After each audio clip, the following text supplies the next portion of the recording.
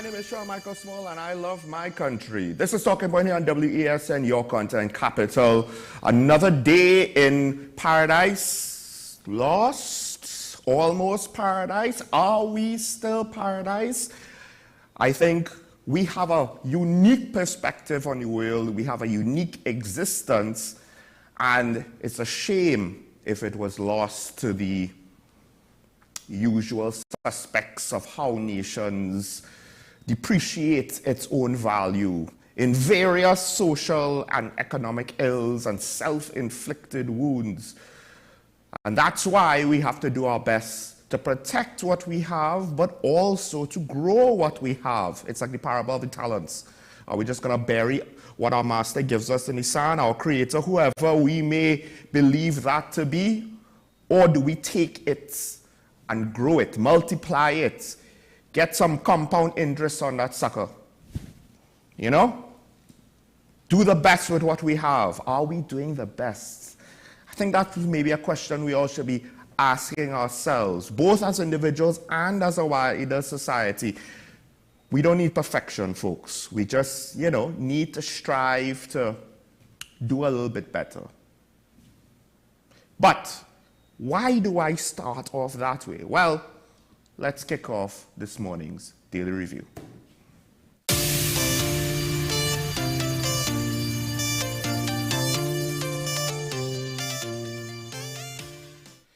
And a story that I planned to get to yesterday, and well, it's not really one story. It's actually a topic that encompassed multiple news stories, but I found that they were all somewhat speaking about similar things, and that's with regards to political maneuvering that happened in the middle of the week, right? As well as, to some extent, that happened in response to some of the things that was going on with regards to the Monday, Tuesday point-counterpoint that we got in the public discourse that seemed to signal, the potential end of the ICNTT alliance. Now, before we get into that, the COP and HOPE, the HOPE party, they did sign an alliance, I guess you could say, or make an alliance with both political leaders, making the papers, signing agreements. Seemingly, both parties are looking at the situation in a like-minded matter in a positive light. That is to say, not looking to form alliances to go to war with everybody else, but rather to form alliances to try to build bridges in order to hopefully, no pun intended, improve the level of politics and have a positive impact on the political environment. Now, of course, the political leader of HOPE was a former member of the COP, and so there's a natural link there. But then there's also the question with regards to both parties. Let's be fair and frank. For both parties, are they taken seriously, for better or worse, by the population? I mean, say what you will, the UNC and the PNM is taken seriously by half of the population each, well, less than half really. And then, or rather, maybe we should put it this way, they are taken seriously by the population. About 40%, 30% like them, and another 30% or so, an equal amount basically, really dislikes them, to say the least, so they're taken seriously. But what about the COP and HOPE? Now, it seems as though the political leader of the COP is not necessarily closing doors, publicly at least, from working with other political parties. As he himself said, it's not about opponents, right? It's about working with people who are willing to work together. The problem is, most politicians seemingly don't really care to work together, right? Because then we dilute power. And it comes back down to the People's Partnership. And just watching the potential, the approach of parties like COP and HOPE, despite the fact that they are not in the top echelon of political parties, they're still trying to build something that the voting population will look at and take seriously. And I lament the fact that the People's Partnership and how all of those things unfurled and what it meant for the UNC and for the COP and even the MSJ and the TOP, and In hindsight, we now see the negative consequences when people don't handle their stories well. Because they had an alliance, and there are certain things that happened which I disagreed with, right? But I won't go into them right now. The results are that the COP, at least at some point, lost a lot of its relevance, as well as, lost a lot of its credibility coming out of the election defeat when they went for their second term, coming out of its partnership with the UNC. And now we're struggling to try to find somebody with that same type of spirit that inspired a lot of voters and could have amounted to something more, and maybe could have helped steer us away from the tribal racial politics that we have now in TNT, to the extent that we have it, however we perceive that to be. Now, like I said, so the COP and how they handled it, being part of the partnership, the UNC and how they handled being part of the partnership. Now the UNC had an alliance with political leader of the, with the NTA and its political leader, Guy Griffith, who also is a former member of the partnership, right? And unfortunately, that seems to be breaking apart even before it started. Now, former member of the, not former, current member, former parliamentarian, former minister in the partnership, Jack Warner, he has said, he's going to try to mend fences. And it's interesting that he wants to try to bring Gary and Kamala back. He, at least based on the statements he said, he feels that there is a need for both individuals and both parties to work together in order to win the next general election. It's interesting that he says that, because the implication, of course, is that the UNC is not strong enough to go at it on its own. So we have the COP and Hope in one corner. We have the maybe it can be fixed, but I don't know how, UNC, NTA in another corner.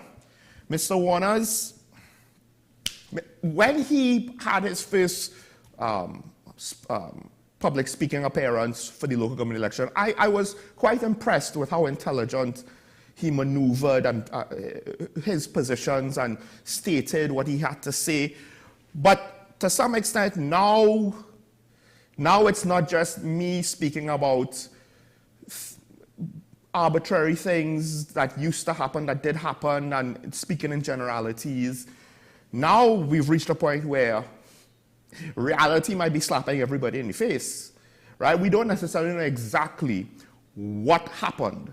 What we do know is that the personalities involved, Guy Griffith, Kamala Prasad-Bissessar, they tend to not seem to be the easiest people to get along with. Kamala's public persona notwithstanding, based on how she communicates as well as the lack of availability, right, to the media and to the public. So it's interesting to see if Mr. Warner, who he's probably had to deal with a lot of high-profile people before, if he could bring them together. The major obstacle is the fact that it played out publicly, and it goes back to what I said earlier in the week.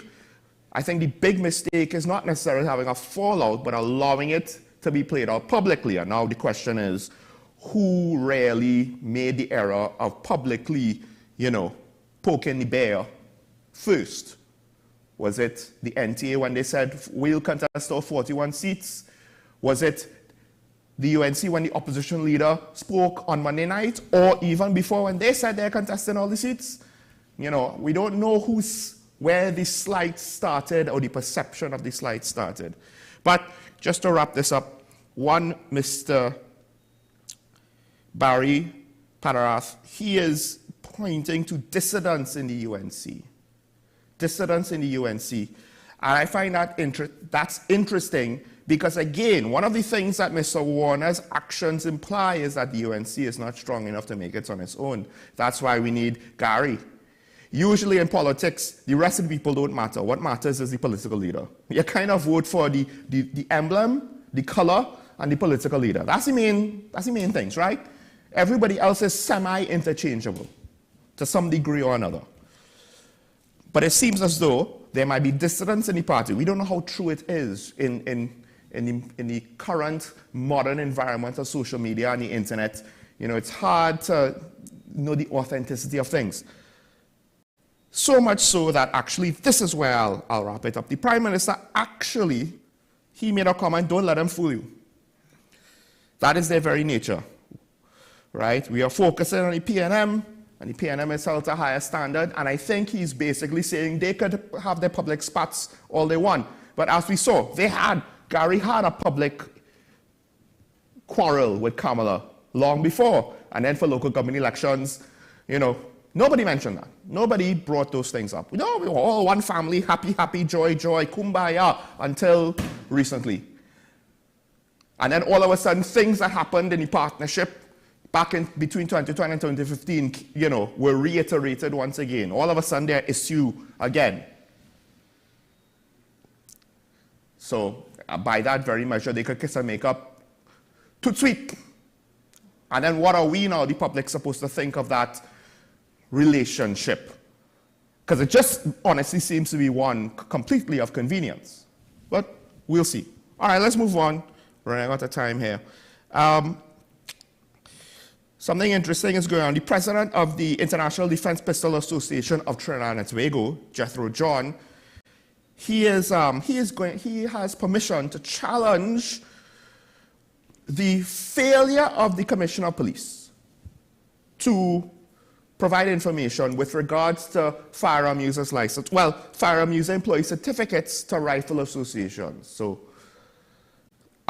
the implication is, it doesn't seem as though the law changed, it's just that the commissioner stopped granting these certificates as a matter of policy, and no reason is given, and Mr. John is representing competition shooters, because we all know that competition shooters are the greatest source of violence in this country. We hear it all the time. All of the competition shooters. I mean, think about all of the public names of competition shooters that we know are a threat. I think the list generally starts with empty space and ends with absolutely nothing. I could be wrong, but I don't know exactly what's going on, except similar to the FUL situation with other stakeholders and that potential court matter, it seems as though the commissioner is making policy that potentially is infringing upon rights of citizens. And yes, I can understand we want to control guns coming into the country, but rather than being able to stem the tide of illegal weapons, which we know are being used to commit crimes, we're going to make things difficult for legal firearm users, and the groups that are getting the most pressure, I believe, do not have any sort of association with criminality. I could be wrong. If there are ongoing investigations, the problem is you actually need to, you know, conclude those and press charges if you want to infringe upon people's rights. So I don't know. It seems as though the commissioner is kind of running the guns, the legal firearms in this country based on policies of whim rather than potentially policies of proper legal standing. I could be wrong, right? But at the end of the day, I think both situations, the stakeholders involved, part of the questions is just, why are you doing this, what's going on, and is this legal? But we'll save that there. Next topic, and I find this interesting, stop me if you heard this one before, crime is a public health issue. And that was reiterated by regional leaders in the last CARICOM meeting that just happened recently. And they say these things, and I get it, and then they strongly condemn, the development, presence, tolerance, or acceptance of violent, antisocial music and social media content that denigrate women and promote the use of violence and guns. I would like to thank you for your strong condemnation. It is even less valuable than thoughts and prayers randomly.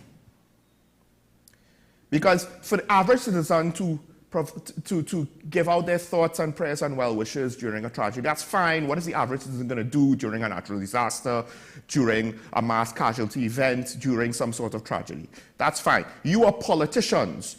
You set policy. your strong condemnation means absolutely nothing to me. Because it's going to be a year since crime as a public health emergency was a statement in a summit done in TNT, on TNT's dime. Fine, cool. I have yet to actually see any practical measure that was implemented on the basis of this ideology, which to some extent does make sense and does not make sense. Now I get it, the whole violent lyric things and the culture and whatever, that you could argue that is where the public health part of it comes through, right? But again, so what are the policies besides strong condemnations and a lot of talk about wanting things to happen and nothing is happening? Now, other regional leaders are lamenting the fact that some of the shooters are not from their country, so it's foreigners coming into their country to commit crimes, of which we have to ask in TNT if we want to be responsible, how many of those individuals are from here? But at the end of the day, all right, so what's being done about these things? Besides, yes, there's some international diplomacy stuff, treaty stuff like warrants that could be regionally wide. That's cool, but that's not necessarily speaking to the whole public health emergency thing, right? Because it's been almost a year. What, so next year we're going to get a similar message when there's a CARICOM meeting? What's actually being done about it? We're just hearing talk. In fact, nothing that this government's crime-fighting strategies, budgetary plans, police plans, nothing, no policy speaks to this ideology. They just tout it as though it's some important message and then go along and do the same old stuff for crime. So I don't know what's going on in the other countries, but that's just what it seems like to me, and it's frustrating. All right. Running through quick, first of all, it's drier than usual, dry season, 1,036 bushfires we've had so far for the year. Of course, I'm sure you've seen public places where the grass, the greenery is really brown. Greenery is a misnomer now, technically speaking. It's just one more thing, folks, to be careful, especially for those who smoke or do anything that could potentially lead to a fire. Don't take it for granted, because we've been having lots of them. And then finally, and this one, hopefully we're not too late. It came out, I believe, last night. Reginald Dumas is in Scarborough Hospital. He just had a procedure and he is in need of blood with regards to his recovery, right? Because lost a lot of blood, I believe, during the procedure. His daughter, Sonia Dumas, is asking people for donations. If you make a donation for Reginald Dumas, you need to do it so in the name of her father, but also to help with the logistics, to WhatsApp the slip, and I'm sorry we don't have the number, but WhatsApp the slip, a photo of the slip when you make a blood donation, if you will, to 788-1472. That's 788-1472. If you're willing to make a blood donation for Mr. Dumas, you can do so, I believe. You don't have to go to Tobago to do it. You just need to say it's for John Reginald Dumas, and WhatsApp the slip to the number 788-1472. All right, let's take a break. When we come back, we'll continue on with the story. Stay tuned to Talking Point at WSN. Your contact after. We'll be right back.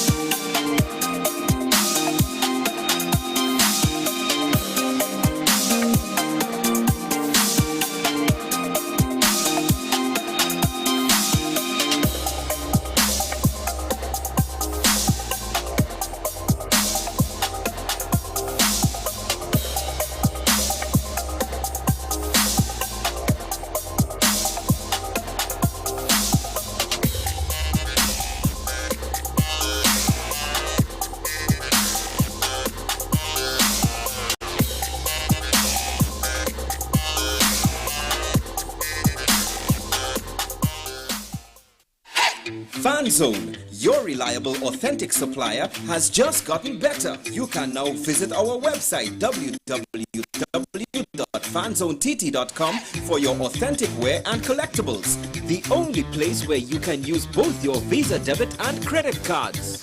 Visit our website fanzonett.com to make your purchase today.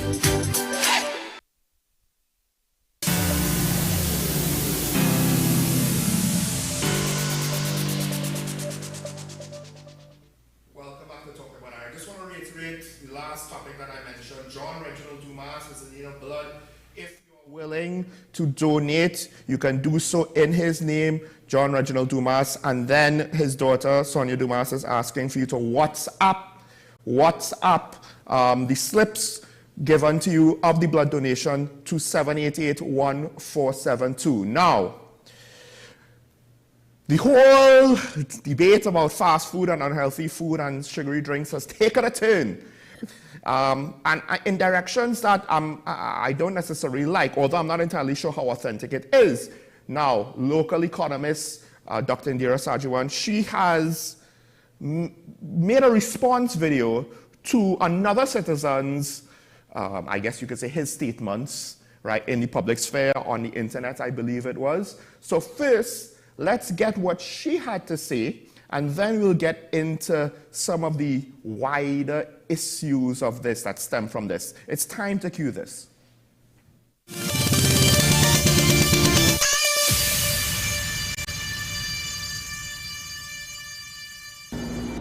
Alex Muti, you have vexed me this morning, and I must respond.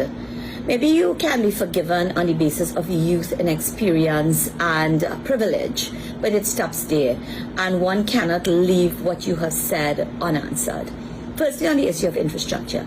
KFC's infrastructure is nothing of significance. A small building or something that's rented for someone that constitutes a kitchen, a dining room, and a bathroom is not any kind of infrastructure to be lorded over.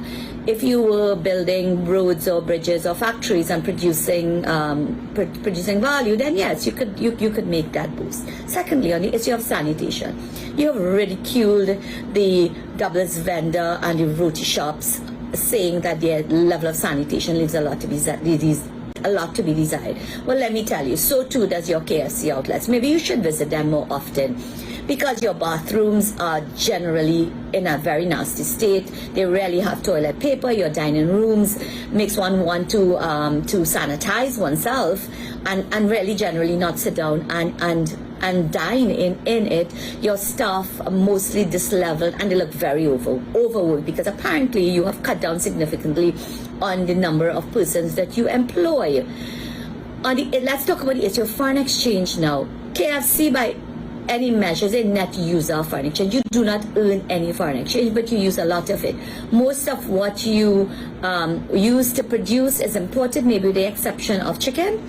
And then I am sure that your franchise fees is paid off of sales, not profits, so that you are draining our scarce foreign exchange. Because look at the number of KFC outlets that we have, and we have the highest per capita consumption of KFC. But for that, I blame the naive consumers of Trinidad and Tobago.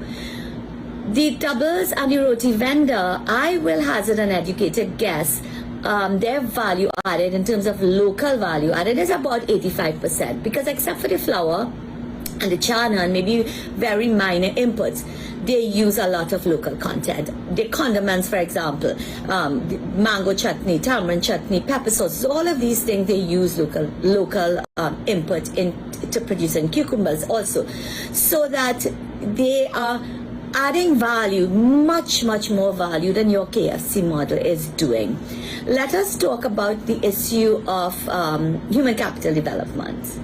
The KFC model is doing very little to add value to our human capital. You hire at the very base level, and from the service that has been on offer from KFC, especially post-COVID, there is evidently very little in terms of training that is being done.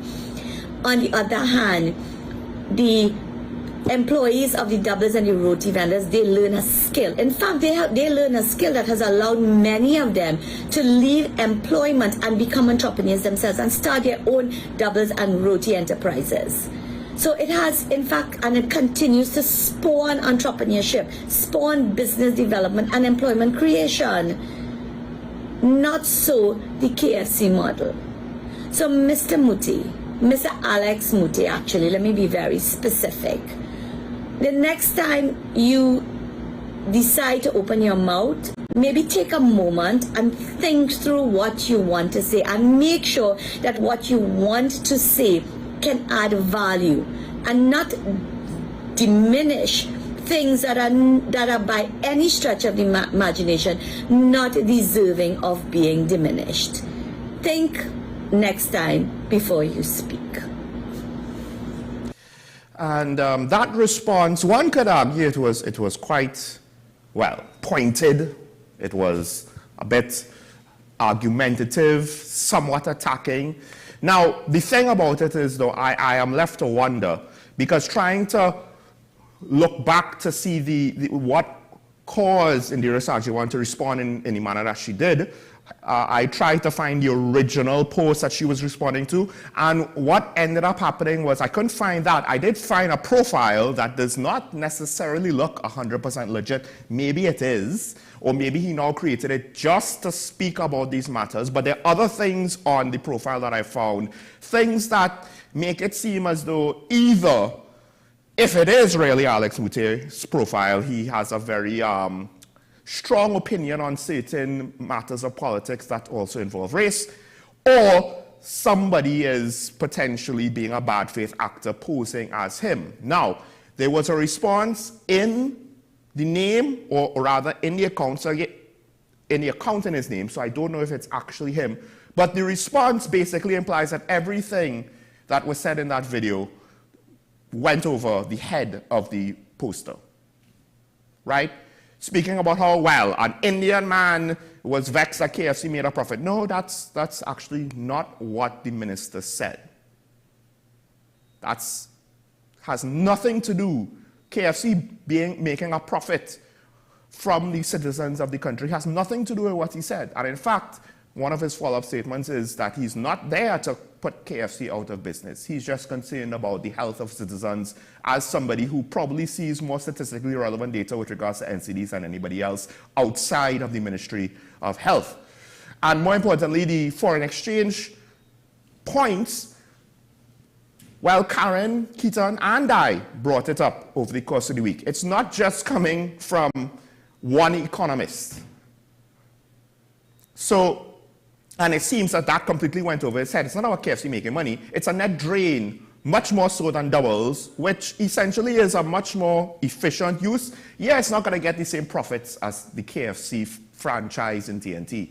Although if you add every doubles vendor up collectively, who knows, we might be surprised. But what we do know is doubles vendors don't pay franchise fees to an American corporation. And doubles vendors, well, yes, flour and chana, I think this is where it was a little bit disingenuous. Flour and chana are the major inputs, but it's transformative. I'm pretty sure a significant amount of what's imported for KFC is not really transformative, right? Like, you need to have a bit more complex way of thinking in order to analyze the situation. And whoever is posting in the name of Alex Mutte, whether it's him or somebody else pretending to be him, seemingly is just here to rattle sabers and rile up people, because there were other things that I saw on that one profile that basically, for lack of a better way to put it, it's an example of some of, not the absolute worst, but to some extent borderlining or reaching, beginning to reach the point of being some of the worst examples of a Trinbagonian. And I'll just leave it at that. Let's take a break. When we come back, we'll continue on with the conversation. I'll be welcoming my Friday contributors. Stay tuned. This is Talking Point. We'll be right back.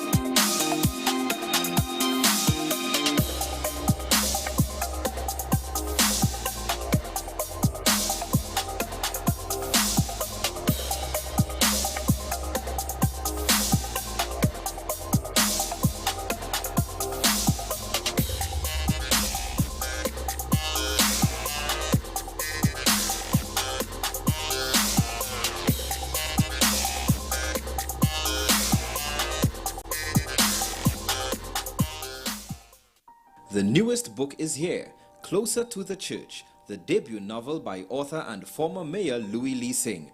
Available at all the home store branches, Barataria, West Mall, Shogunas and C3 San Fernando. Paper-based bookshop 10 Nook Avenue St. Anne's, WESN 30A Gattaca Street Woodbrook, Metropolitan Bookshop Ariapita Avenue Woodbrook, and all RIK bookstores nationwide. Available online as paperback on Amazon.com and Kindle for e-readers. For more info, call 628-5835 or 389-6504.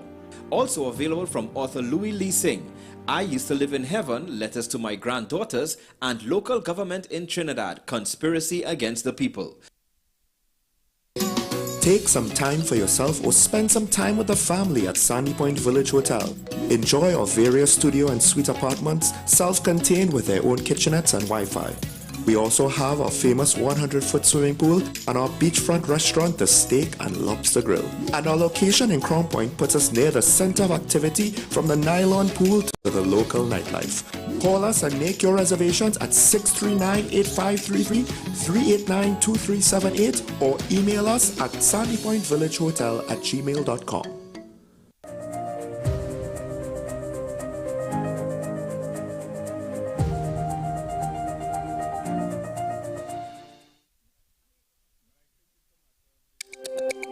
Every word, every line, every paragraph depicts a real moment in someone's life. A father, a sister, a mother, a brother.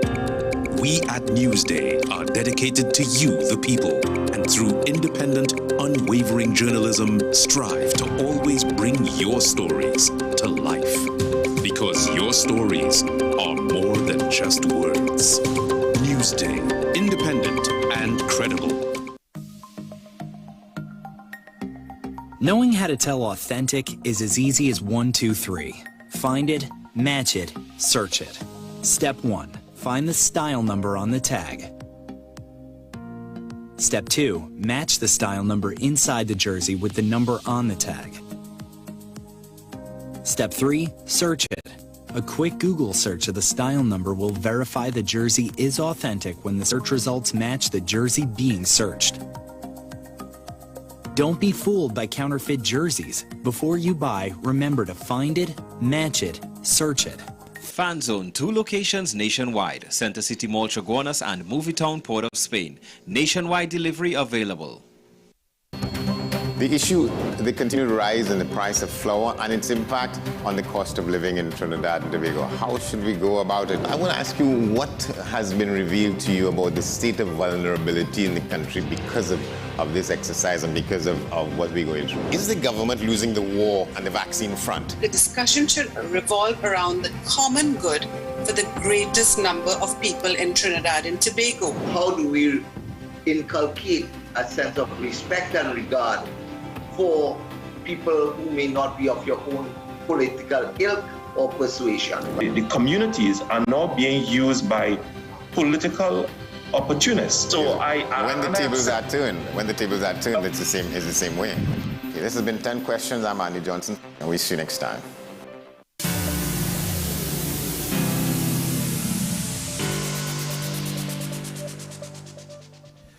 Welcome back to Talking About, ladies and gentlemen. And of course, one cannot speak about society and society's problems without talking about the culture that is either from that society or is part of that society, one could say. And to have this conversation with me, we have our arts and culture contributor, Mr. Mark Anthony Peter. Good morning. Good morning, Sean. Good morning, Trinidad and Tobago. What was that you just did? What do you want? What do you want me to be? You want me to be? Welcome back to Talking Point, ladies and gentlemen. Yeah, but you did a thing before and it was I did a thing. I was stretching. It was what? We're on TV. We're on TV. This is the TV. Like, you're a performing artist. Yes. Okay. And these are not my hours. I just like to remind you. This should not be something that should surprise you. Anyway. Okay. Right. Let's not make this any weirder than it already is. All now, right. The talk. Trinidad music, we're getting it now. It's coming out of CARICOM, so regional heads are speaking about vibrant lyrics to music. This is not something new. First, there are other instances where music was used as potentially a scapegoat for violence, as well as other cultural things, right? Whether it's video games, movies, and we've actually had an example of that here. And I do wonder, I think the big question is, because there's a part of me that actually for the first time was going off of my usual stance of, well, statistically speaking, I don't know, millions of people have played violent video games, and we haven't had millions of criminals being spawned from that, right? Millions of people listen to certain music that had controversial lyrics in the past, and again, we did not have violence spawned from that in a statistically relevant number. Now we kind of do have a high level of violence in the Caribbean, or higher. Is it just a correlation of convenience? I believe so. Just because it's necessarily correlated does not mean that it's the cause. The Minister of Education had recently spoke, and The Guardian covered this, and she said between 2015 and 2019, 510 persons were charged with murder. 62% of them were between the ages of 15 and 29, and 96% of them were males.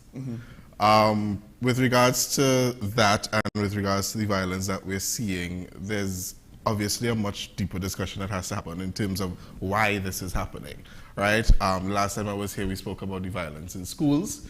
I did mention, you know, not everyone has the village anymore, right? Not everyone has that mother or father, that uncle or aunt or grandparents outside of the home, right? So there are a lot of factors to take into consideration. With regards to the Trinidad music directly, I see it as, it's very easy to see it as the latest boogeyman and blame it on and use that as the cause of everything that's happening. While it may be a factor, I don't think it's 100% all on that. I think, and I have listened to a few of them, I think Trinidad music, some of them are, if you really, really listen, open your ears and listen, some of them are simply stories. Some of them are not all as bad as you think they are. If you really listen to it, it's a lot of stories, a lot of they're sharing their experiences of where they grew up and where they want to see themselves. It's not all about guns, drugs, and, you know, woman. Some of them, it's a lot deeper than that. I mean, ironically, that's where you get popular music, whether it's out of Jamaica, out of New York, out of LA, right? We just had, well, not just, but we had I guess you could say the biography of the NWA not too long ago, and they had controversial songs. That was, I guess you could say, the first gangster rap in the States. They had a song that really displeased the police departments of various cities, right?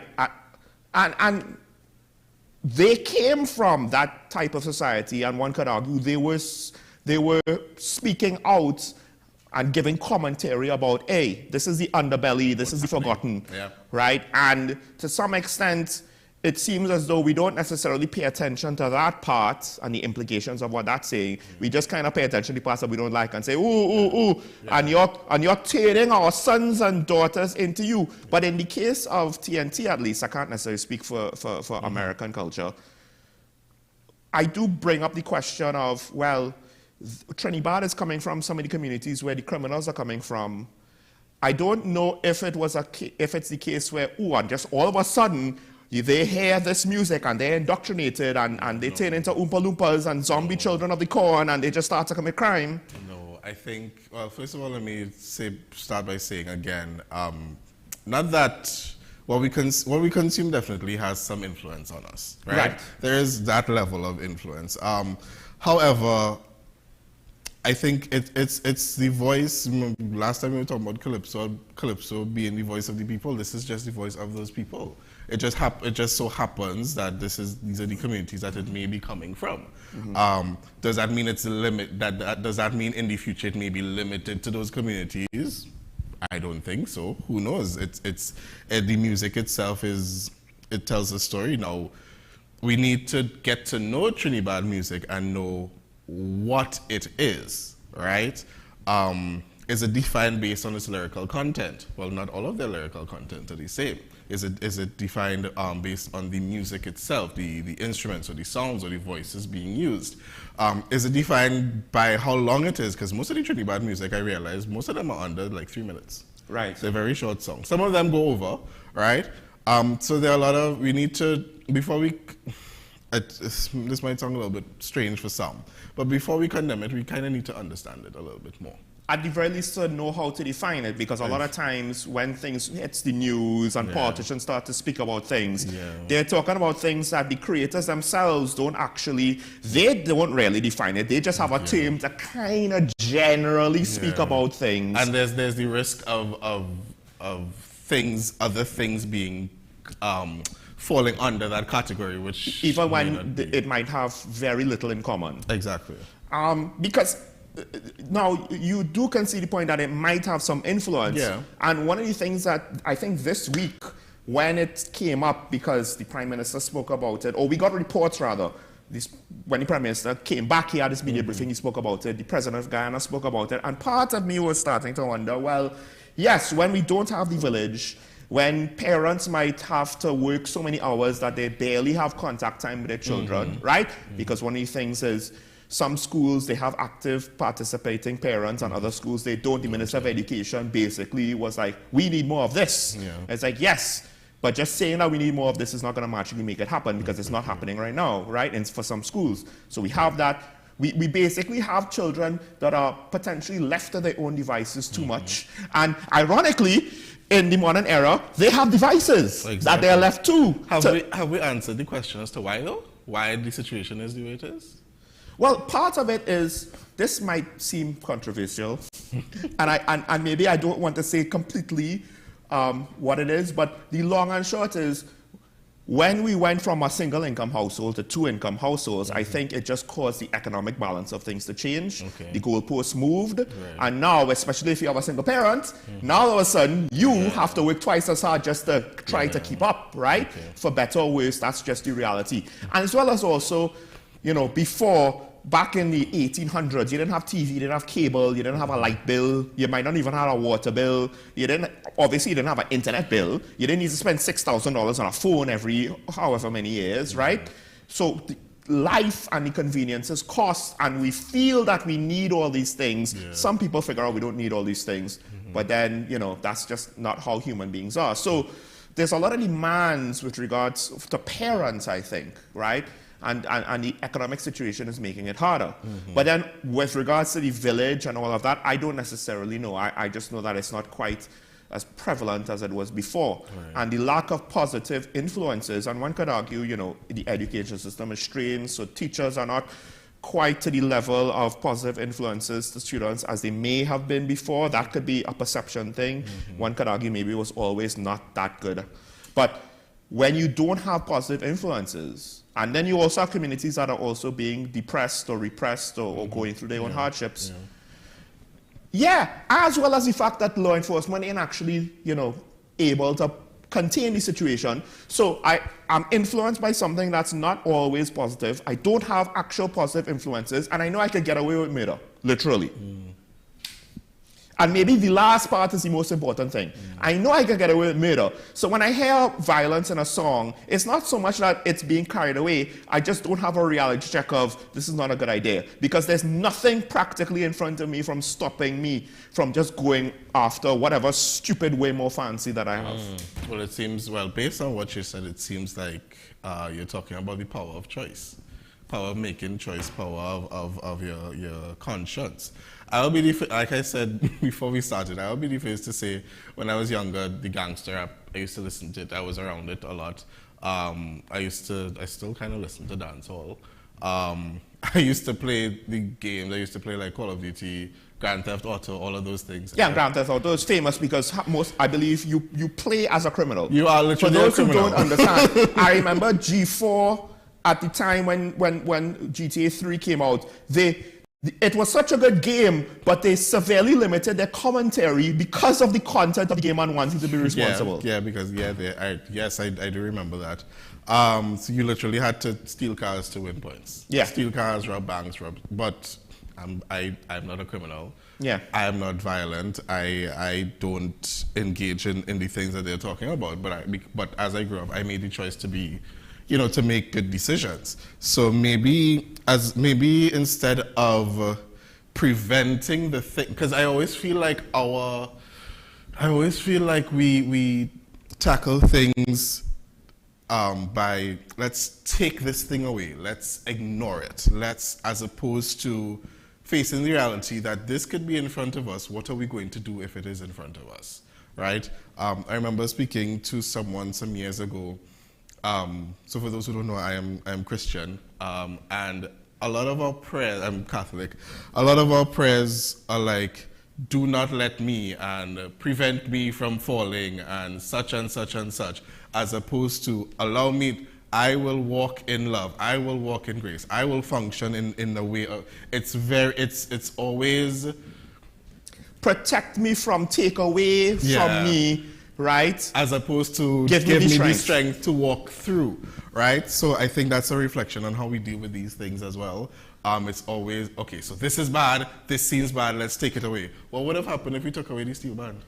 Well, is that a cultural thing? Is religion influencing culture? Is culture influencing religion?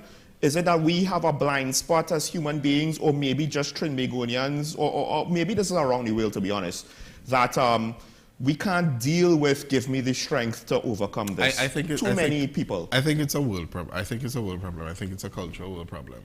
Because not all religions function that way. And with regards to steel pan, I don't know if we said it on air, because you educated me because I did say in general, because I know of a few instances in general, history has shown, this is a boogeyman, this is evil, let's and some of it could be quite mundane, but this is probably one of the most mundane examples I ever heard. So for those who may not know, the steel band back in the day, it used to be the home of what we used to call the Bajans.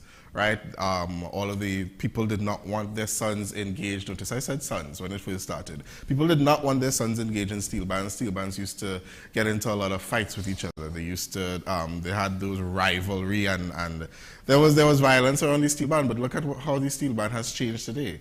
Right? Sons and daughters and children are in steel bands. And foreigners. And foreign. People are competing in Panorama. So imagine if we saw that.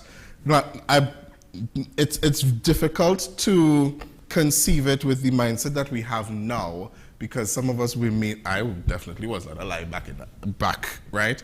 But think of how they may have felt, think of how these citizens may have felt about that. They saw it, they didn't like it, a lot of the Bajans are the violent, they said no, don't, they tell their sons, don't go there, don't go there, don't go there. But it evolved into something. And look at how privileged are we to a place where in Panorama competition, something that was considered a house of violence and a house of bad influence, we're now debating on social media who should have won Panorama.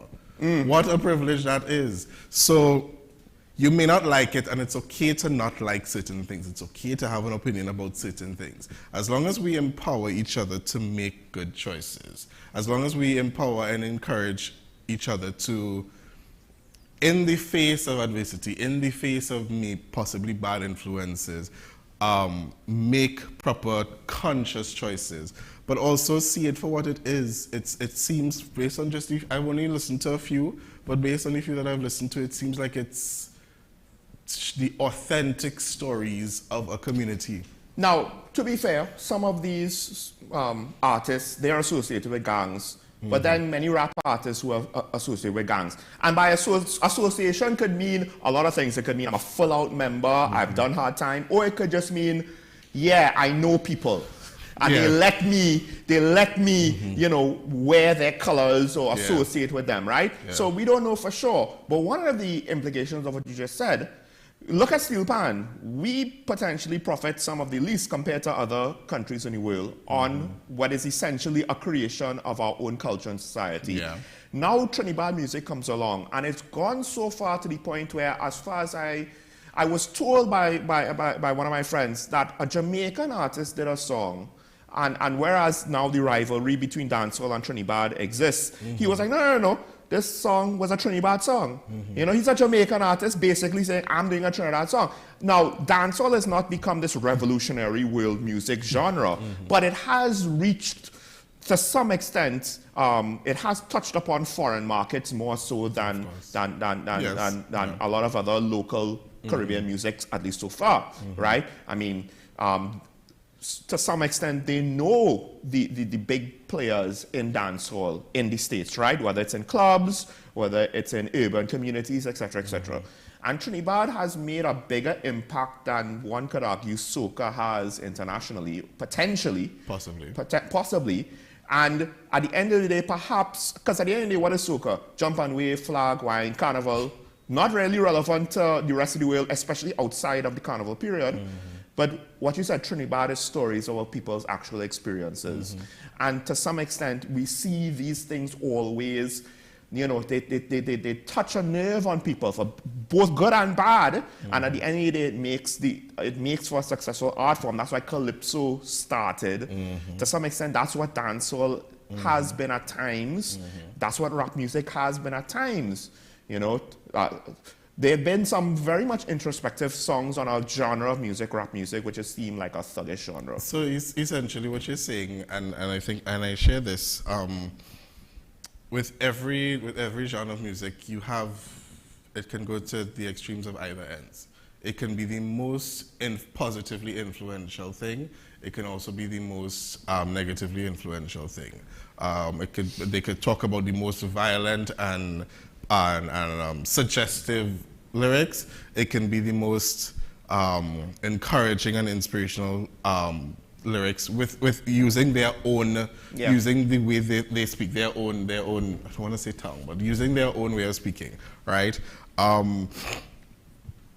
If you don't want to listen to it, you don't have to listen to it, right? If you don't want to listen to it, if you don't want your children listening to it, there needs to be, depending on the age, there needs to be some sort of conversation. However, I'm going to say the more you pull things away from young people, the more they are attracted to it.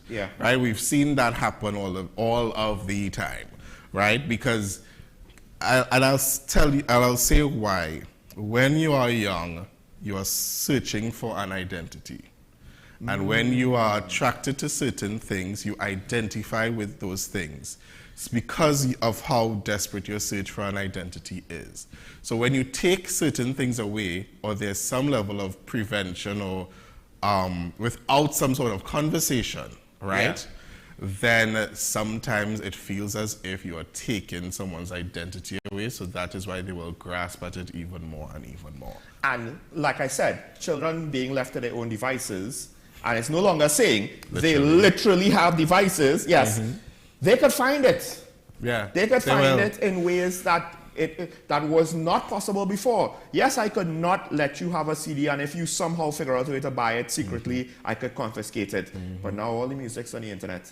Am I going to block you from YouTube? Some parents do, and I'm of two minds about censoring internet for minors, because at the end of the day, I think one of the things we're seeing now is if I shield and baby my children, then when they become adults, and I can't baby them, they are not equipped to deal with reality of living as an adult in the real world. Well, you have to speak to them like they're human. I don't want to say don't. When there is a conversation happening and you yourself as the parent are nervous about the conversation, we hear it, it translates, and there is something within us that like, okay, it seems like you're not 100% sure what you're... Nervous, or rather, the parents have an emotional response and they don't actually have the capacity to reason out what the position should be. So yes. And then explain it. And that manifests itself as anxiousness in the conversation, nervousness, discomfort, right? But it's because they can't, as you said, emotionally... Because I'm sure everybody knows when your parents are like, don't do this. Why? Because I said so. Like, a lot of the time is because I said so, it's the cover up that I don't actually know why. I just want it this way. And kids will see that, feel that, and be like, oh, hell no. But always start from a place of understanding, start from a place of, because there will be opportunities when you can explain certain things, and that builds trust in relationships. When you can say something and fully explain why to someone, as opposed to it is just the way it is, then that builds trust, and then over time they begin to trust you, And then when you do say something, but you don't have the time to explain it, then it makes it easier for them to just... Yes. Right? And coming back to the point of being left to their own devices, I mean, I'm a teacher, but I'm also a musician, so social media is kind of, has to be my thing as well. My children find me. They find me, they find my TikTok, they find my YouTube, they find, and it's like, sir, I Googled you. I'm like, wow. It's not just like, because they connected with you in one platform, the algorithm. No, they actively like, I Googled you. Yes. I borderline stalked you. Yes, yes. They have the power to do these things. And then I'm like, oh dear God. So yeah, so listen, I urge people, give it a, if you don't like it, you don't like it. You don't have to listen to it if you don't like it, right? Understand though that it is someone's lived experience that they are sharing with you. Understand that what they're saying on some level is authentic, right? Some of them, not all of them. Understand as well the extremes on either end with all genres. There's pop music that's incredibly suggestive, downright explicit. Yeah. And then there's other pop music that you can enjoy, right? This brings me back to, really quickly, this brings me back to something, I don't know if you ever covered it, but some time ago, the music producer, Travis World, he said, we need to be a little bit more expressive with our soca and basically be more explicit with it. And this was like maybe more explicit? This is like maybe last year, 2 years ago, something like that. And people were, but people were saying, listen, the beauty of our music is the people started explaining the double entendre to him and all of these literary devices that we use in our music. And it's like, okay, so that's just an example of going one extreme, but not all artists have the choice to, they don't have to go one extreme or the other. They can do what they want once they do it authentically. Authentically. Yeah. And I think then it gets into the when do you censor art story. Yeah. Right? And that's also what makes it difficult for me, because when you set that precedent, what people don't understand is these precedents eventually will start to touch on things that you don't want it to touch, but you can't control it at that point. Yeah. So that's a slippery slope. But we have to take a break. When we come back, we open phone lines. You, of course, could participate in this and all of the conversations that we've had today, throughout the week. Last chance of the week to get your way in. Stay tuned. This is Talk About on WSN. We'll be right back.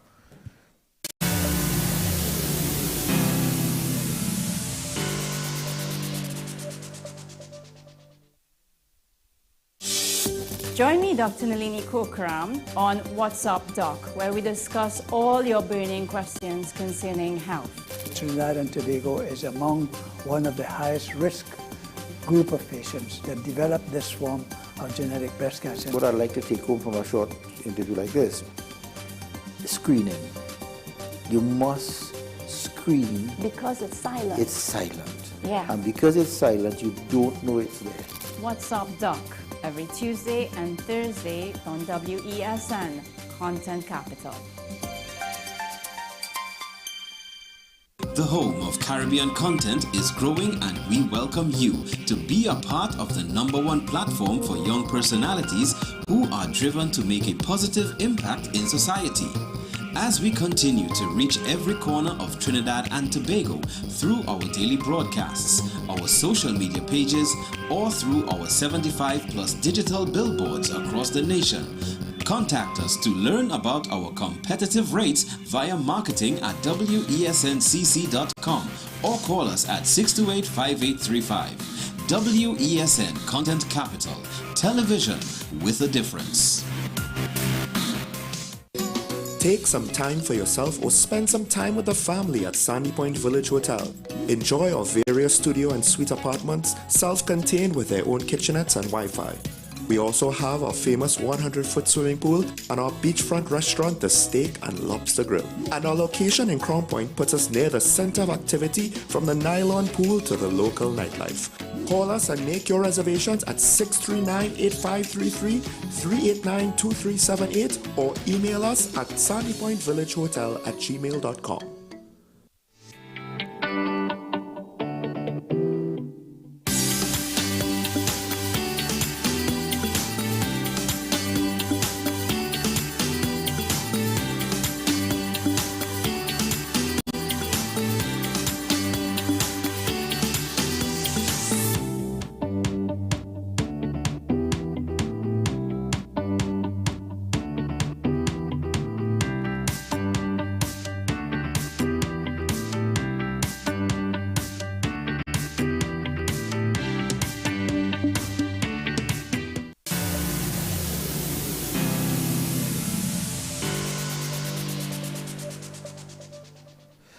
Welcome back to Talking Point, ladies and gentlemen. So now, of course, is the time that we open up the phone lines. The numbers, are both phones working? It seems that they are. They're on your screen, so you could call in and have your say. This is the last chance for the week. You could call in and speak about whatever I said, whatever somebody online, something that they said that annoyed you. The conversation that I've been having with Mark here just before the break, as whatever you want to talk about, where you agree, disagree. We do have Digger Martin on the line. Good morning, caller, you're on the air. Good morning, how are you all? We're good, sir. Morning. Right, and to your host there. Good morning, I want to put a question directly to him, and then I'll get to you, sir. Okay. We're talking about lyrics, and we're talking about artists. We have an issue in CARICOM where Interpol has said one of the artists allegedly moving around in society is on the red list. That is what identified by the president of Guyana. Is that artist from Trinidad? Because if you all have an organization, you all must do the requisite corrective action and preventive action. Okay.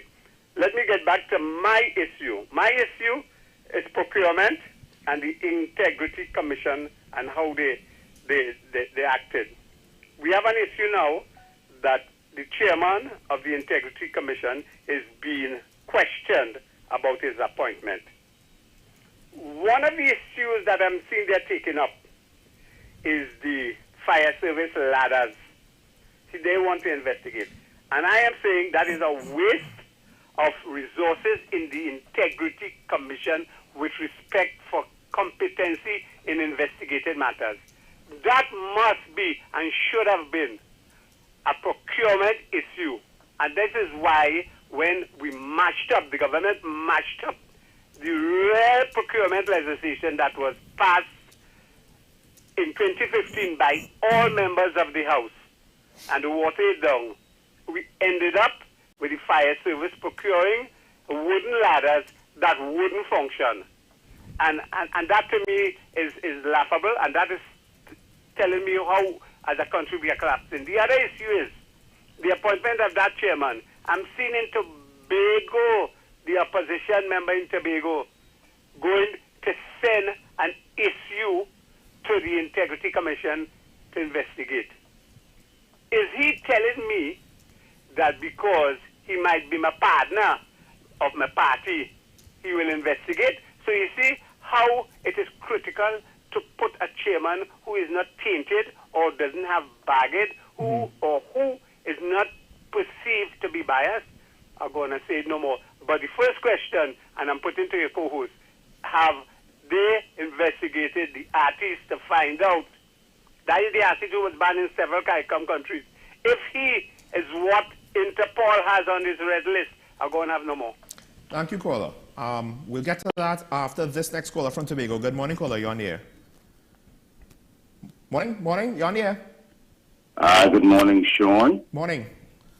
And good morning to your guests. Good morning. I want to talk about briefly, I didn't hear the full conversation on the lyrics, but I just want to add my little part to it. Sticks and stones may break your bones, but words will never hurt you is not true. That is a rank lie. Words can hurt. Words can kill. Words can cause things to be. It can cause that stick to be used. It can cause that stone to be thrown. Okay? So it's not true that words are just, something, just air, and it can't have an effect on you. Artists have a responsibility for their lyrics, right? You have to understand what culture is.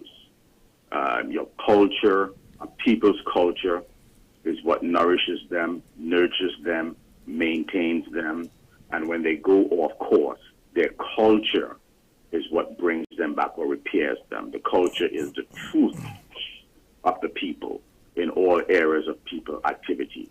When it comes to art and entertainment, artists have a responsibility there. It is also not true that a lot of these artists are singing about their life experiences and things of that nature. We did a study in the United States and discovered that many of these gangster rap artists were living in posh neighborhoods. Some had college degrees, and the experiences that they were talking about in their rap was not their life. It was simply an opportunity for them to make money. All right? So these are the things that we must factor in. So when when an artist uses lyrics and those lyrics cause harm, right? If you are talking about your life experience and you want to do that in such a way that solutions come out of that, healing comes out of that. A woman just doesn't get up and talk about being raped just for the sake of talking about being raped. She's looking for healing in that. She's looking now to share her story with someone else who may be in that position, who may be hurting, who may now find her voice and come forward and find healing in that. So when these artists, the Trinidad artists, the gangster rappers, the murder rap in the United States, which is what really spurred the Trinidad music here, the killer rap, the murder rap, and so forth, where you actually have to go out and kill somebody and then rap about that and so forth and so forth, and you get these millions of views. That is disease.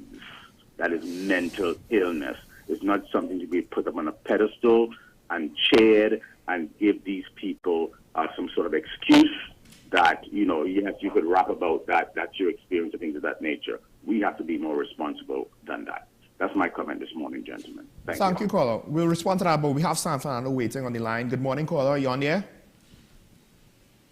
Caller, good morning. Good morning, Sean. Morning. Good morning, Mr. Peter. Good morning.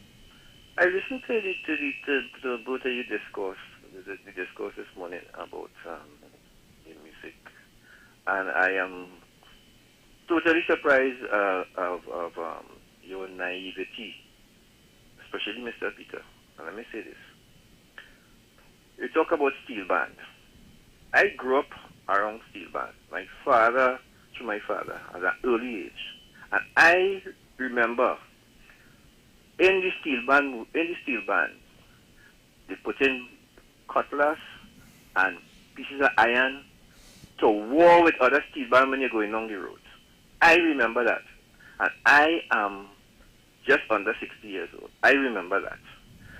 And what happened is steel band over the years of people, government intervention, putting money into steel bands, people like myself who grew up in the steel band and decided that we were not going that way.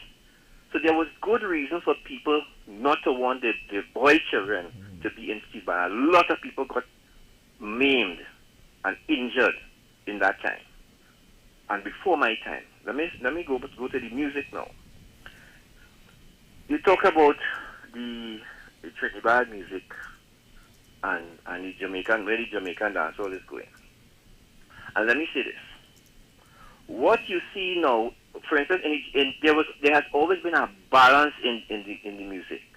So for instance, when you had in the Jamaican dancehall, when you had fellas like Bounty Killer and Ninja Man, you also had people like Sean Paul and like Beanie Man. There was a balance in the music. What you see now is a level of toxicity. Let me say it like that. In the music, to the point where I was listening to a podcast. I hope Mr. Peter should know about this.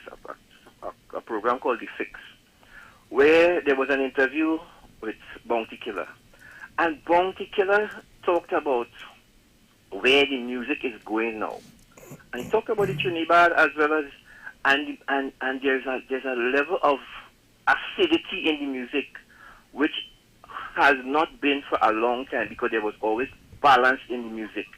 In the soca as well. You always had the double entendre. And what you have now is pure.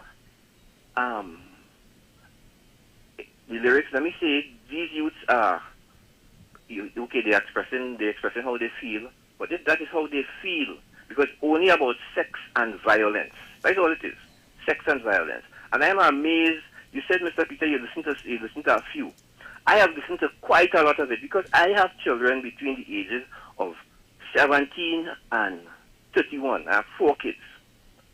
And I am involved with other children as well. So it is my duty to understand what's going on. If you all remember, not so long ago, the government they had to ban loud music in maxi taxis because that was an influence.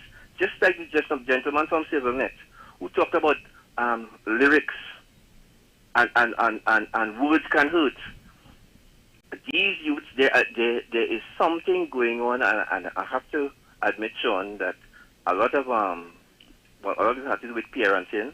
A lot of it has to do with parenting, and the fact that devices and those things. And I have a 2-parent household. When my children were growing up a little earlier, you had to make this sacrifice. Me and my wife had to make this sacrifice for our kids to put them into the right organizations and to make it time to be there, to go to the PTA meetings, to go to the scout meetings, to be part of the scout groups, and those type of things. That is not happening now, but you have to understand where this music is going. When you listen to Mr. Peter, let me ask you, can you call 5 of those Trinidad artists in Trinidad? Let me call some of them for you. Go ahead. Jolano. Yes. Toxic. Well, all you all know about Cayman 6. Yes. They had another one, Swanee, Prince Swanee. I listen to them because for me to be able to understand what's going on with them, you have to listen to them. And when you go on the internet and you look at the views, there are 10 million views. So there is something in the underbelly going on. There is something in the underbelly, and it's linked to crime because it's happening in St. Lucia, it's happening in St. Kitts, it's happening in Antigua, it's happening in Guyana. It is happening. There is something going on in the music with the youth, and it is to the point where CARICOM now has seen it. It is so bad now that CARICOM has seen it and they're trying to do something about it. So don't knock them because they bring it up in the CARICOM meeting. Something has to be done about this because it is degrading the youth. And Sean, let me say this last thing before I go. Quick. The linemen on the block. Yeah. You know what they're doing on the block? They're listening to that music all the time and they're smoking ganja. That's what's happening on the block. Well, not like one time. They're smoking ganja whole day. Well, Caller, all I would say to that quickly is that the smoking and the liming would have happened regardless of the music. They would listen to something else. Now, I'll just make a quick comment and then I'll give you more time. Basically, I want to ask, is the crime a reflection of the music? Is the music a reflection of the crime? Because I think we're assuming that the music came first before the crime, as opposed to maybe the crime came first, then came the music. I don't know if you want to just add something quick before we take the next call. Yes, really quickly, the person who was banned from, or let me make sure I have the correct thing, Guyana and St. Kitts came on 6 years, he is from Trinidad. Yeah, but he's involved in actual crimes of record. Right. I just like to point that out, right? So it's not, Trinidad artist banned. Right. And also the last caller, he basically made my point. Understand what it is so that you can make your own choice whether or not you want to engage with it or not. All right. Well, there's actually more that I want to say, but we have a caller from Cascade, so we'll take this call. Good morning, caller. You on the air? I'm here with you. Good morning, Sean. Morning. Good morning. Your colleague with the hair.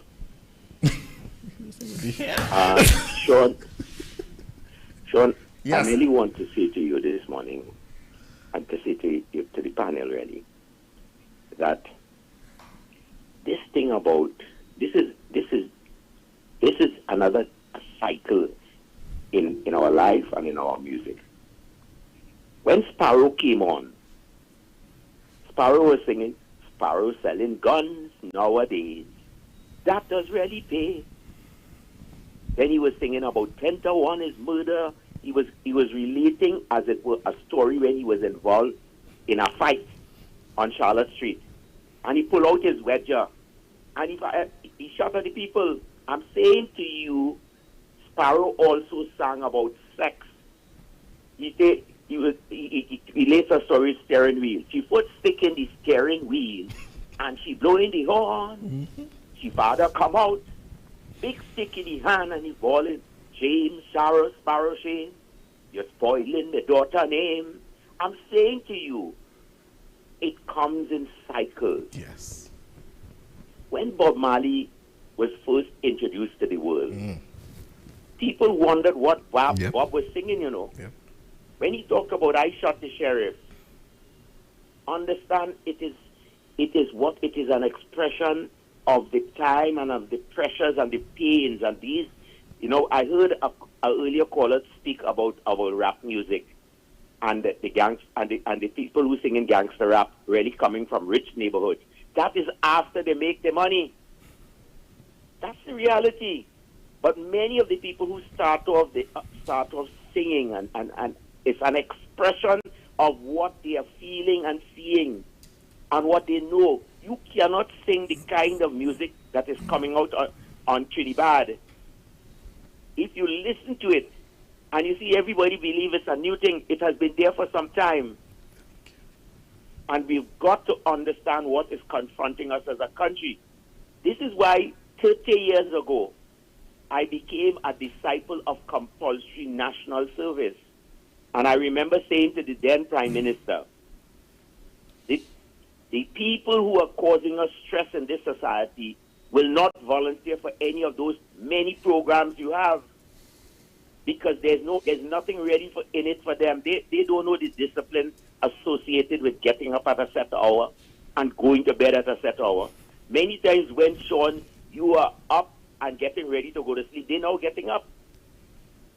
I'm saying to you, we have got to seriously think out what we are talking about and not be making these conclusions. And I'm sure all those prime ministers who sat at that table, none of them are really familiar with what is going on in terms of the really distressed and depressed areas and communities in their countries. We have some serious challenges confronting us as a nation. And unless we begin to understand that the medication that people are so willy-nilly prescribing is not, as it were, going to bring the kind of results as a wider society we see. I rest my case on this matter. Thank you, Paul. So I'd just like to say a couple of things. That last call is absolutely right. We've been through this cycle before. Yeah, basically. We've been through this cycle before. Before you go to a doctor, you tell him what you're experiencing. Tell him or her what you're experiencing. And then they try to understand what your situation is so that they can properly diagnose the situation, so that they can properly treat the situation. You may not like the outcome, i.e. the Trinidad music, and you may not be sure of how to treat with it if you think it's something bad. It may very well be. I'm not one for violence. I'm not one for any sort of violence or abuse or use of drugs or anything like that. But things don't just happen off of vibes.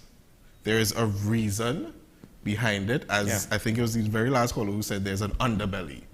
There is something below it, and before we can treat with it, we need to understand what it is first. This very same artist came and said, yes, he is on the red notice list. Is he in jail? Yeah, Interpol is not, let's be clear, Interpol is not a police agency. The legal authority of international treaties and international organizations are based on the legal authority of local jurisdictions. This is not some bigger brother to the rest of the world, right? For lack of a better way to put it, they're more like a diplomatic agency in how they operate, and as opposed to a hard law enforcement agency with the capacity to serve arrest warrants. The local police services have to serve any arrest warrants that's given out. Thank you. So if there's evidence of crime, the locals still have to deal with it. Yes, right? Relevant authorities should treat with it. Absolutely. To some extent, I do have to wonder now, we have somebody, how well informed is Interpol and how political is Interpol are questions that we unfortunately have to ask. There's more that I want to say, but we do have a caller from Arima. Last call for the morning, because I want to get away then. Arima, good morning. You're on air. Hi, President. Good morning to the panel. Morning. Hi. I was just listening to the gentleman, and he was just saying which is comes first, the music or the crime. It's the same thing as the chicken or the egg. But the crux of the matter is, it is producing, it is bringing out something that the society does not need. And this was a bedrock. This was created, I believe, in Mexico, where they would have been doing crimes and they would have been coming and singing about it. And you know, you used to have a saying where when America sneezes, Trinidad gets cold. And we have to be very careful of what we are allowing. It is an influence. It changes the society in the way they think, how they are read, and we have to put a stop to it. As parents, you are the guardian. As the person in government, you need to take control of these things, or else this will be the end product for our nation. There will be more gang shooting. There will be more youth coming out with these songs, and it is not doing good for our nation. And this is my contribution. Thank you, Paula. And I hate to be this disagreeing, right, on something I know everybody means well, but I'll just say this. Did Trinidad music exist when our murder rate went up to 300? Did it exist when we touched 500 at one point in time? Trinidad is relatively new, right? Did it exist when Dolce D committed the massacre of that family and then they actually were able to prosecute him and hang him? Did it exist when drugs started coming into the country and gang violence started into the country? Right? When unruly ISIS and Rasicity were having their wars years ago, did Trinidad music exist then? And that's why I said, I think a key thing is we're assuming that the music is influencing. We're assuming that if we take the music away, we won't have the crime. And that's why I asked which came first, the chicken or the egg? Which came first, the music or the crime? Because we assume we get rid of the crime and the crime situation might be solved. And this is part of the problem. Politicians want to frame it this way because, hey, this is what politicians do. For those who don't understand, I am a member of Party X. I start to blame Party Y. When that doesn't work, I'm like, that's who to blame, the music or this celebrity or this other person. Right? But we have a 30% detection rate, and that's not caused by Trinidad music. So that's why I have to ask these things, because ideally the scientific method is we have a control, and then we say, let's take out the music and see what happens. Right? But in society at this scale, that's exceptionally hard, if not impossible. But if you want to be accurate, that's the level of contemplation that you need to use. Not just, ooh, this obviously is an influence, so we have to deal with it. Because, and I very much believe, these things come from society and from the state that society is at. And if society was not a crime-infested society, what did you say, caller? You said that the Mexicans were singing about crimes that they committed, so they have to commit the crimes first. We sing about our lives. Music about real life that is authentic is what is popular, right? With the caller from Tobago who was speaking about gangster rappers that came from rich homes. Yes, there is an occurrence of rappers, especially in modern times, but that's not necessarily people who actually started gangster rap. As far as I'm aware, I think maybe, I can't remember Tupac, he might have been highly educated. 50 Cent was not, I'm pretty sure he came from a low-income community. Ja Rule of Murder Inc., most famously, which I find is the corniest, one of the corniest labels ever. He, I believe, came from poverty. Eminem, of course. All of MWA, which includes Ice Cube and Dr. Dre. Lil Wayne's mother bought him a gun to go to school with. Not because he was a gangster, but because she feared for his safety. And then it reached the point in time when she realized, oh, I don't want you to have to carry a gun to school. You just made hundreds of thousands or millions of dollars on your first record. Maybe it's time, let's not take this risk anymore. Right? He got his first big check from his deal, not from his parents. And we're talking about the biggest rap artists. They came from nothing. And they spoke about what they experienced. I think DMX also came from nothing. Snoop Dogg more or less came from nothing. Right? When there's talking about the inner streets, the streets of New York or the inner city, Compton, etc., etc. They're not talking about Beverly Hills, and they're not talking about, Manhattan. You know, there's no rap artist, you know, Manhattan. That's not the song. The song is Brooklyn. Right? So a lot of these people, the more famous ones, the ones with the impact, came from nothing with regards to rap music. Because to some extent it resonated with people, whether we like it or not. And I think what's happening is parents are basically saying, I don't like that this is resonating with my child. Now, to some extent, you could guide your child to some degree away from that. But the other thing is, if the crime rate is the way it is, I get it, music does influence. I understand that. But to some extent, there are too many things that indicate that this is just a byproduct of where our society has reached.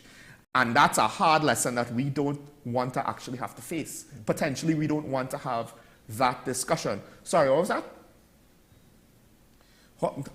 Hey, I'm sorry, Master Controller is saying that we have another caller, but we don't have the time. I'm sorry. So I'd just like to wrap this up where we're not giving a definitive statement that Trinidad music is safe and it should continue the way it is. Violence is violence at the end of the day. Violence is, right. But at the same time, one of the things that you pointed out too was what other artists will get caught up in its wake of this call to ban it, and then also censorship of an art form, right? Because then all of a sudden we'll be like, let's ban political music. Let's ban this, let's ban that, because as Mr. Cascade said, we've seen these cycles before. And I understand people are afraid and afraid of crime. But we've had the crime before the music. I think it's safe to say that. I think it's safe to say that. It's coming from our people. Right? They have to have experienced something to sing about something that they experience. And maybe, yeah, we could try to put a band-aid on it by banning the music. Right? I get it.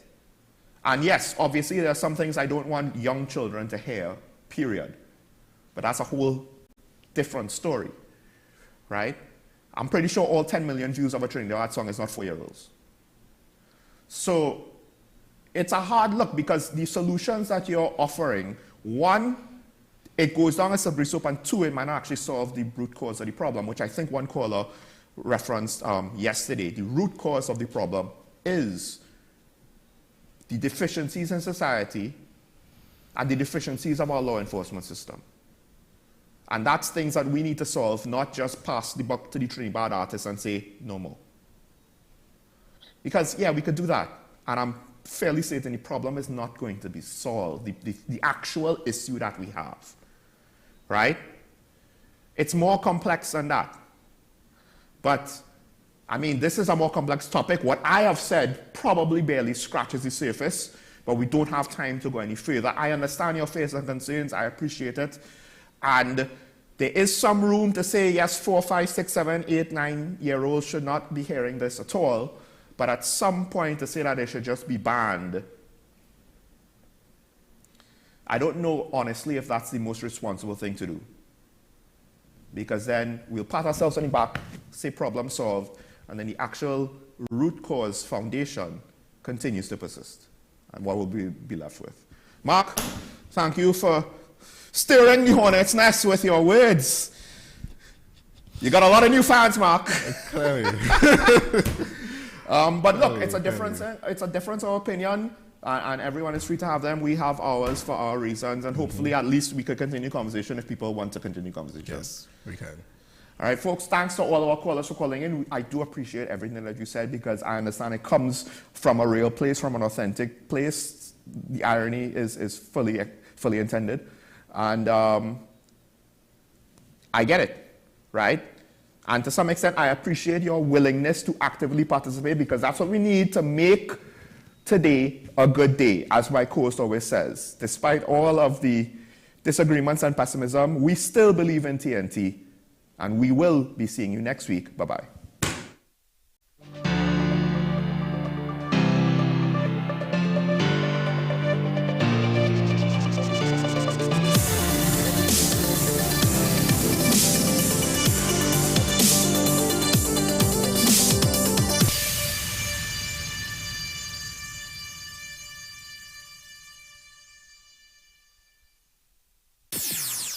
WESN